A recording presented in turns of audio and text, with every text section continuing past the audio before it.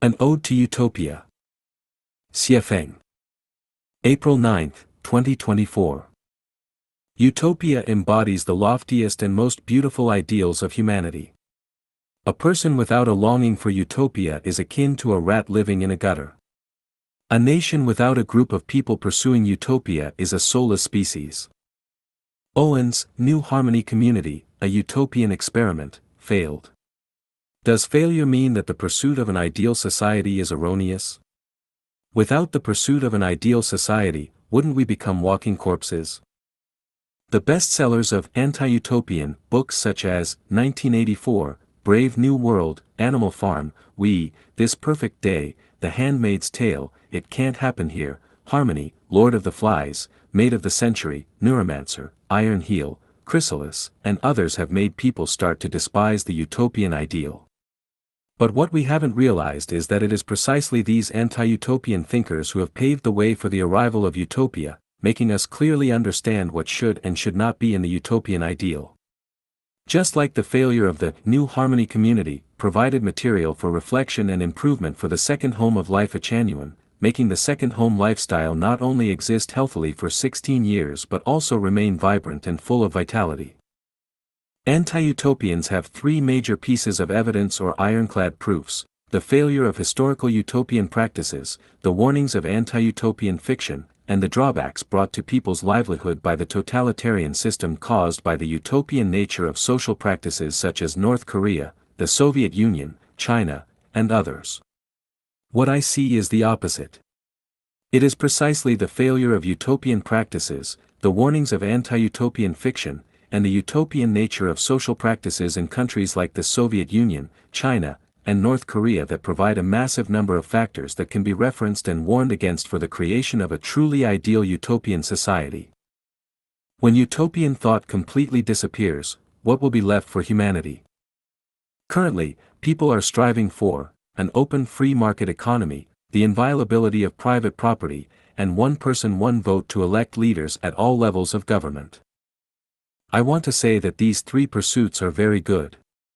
If these three pursuits are realized, society will prosper, the government will be relatively clean, people will gain more freedom, and productivity will be liberated and maximized to the greatest extent. This is better than any social operating system in human history.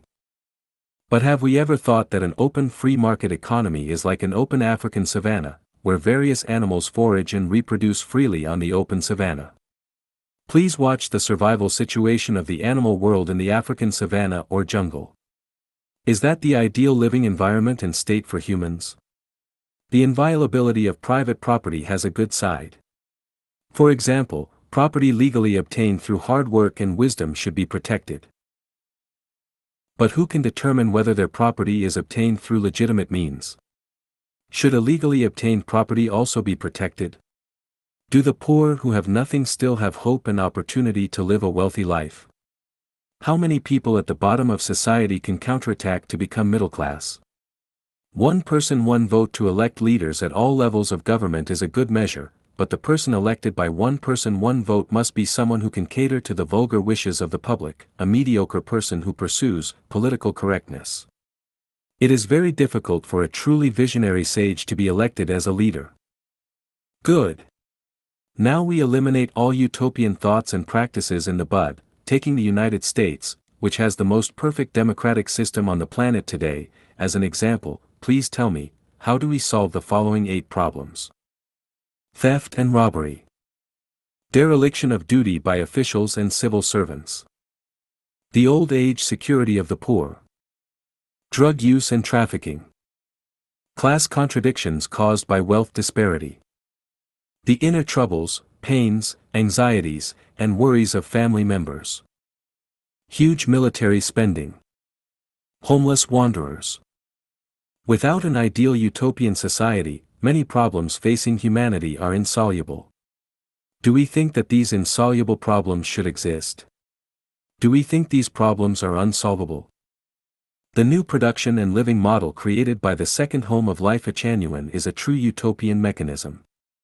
Before understanding the utopian model of the second home, easily conclude that utopia is unfeasible and unsustainable. Don't you feel ignorant? Don't you feel too dogmatic?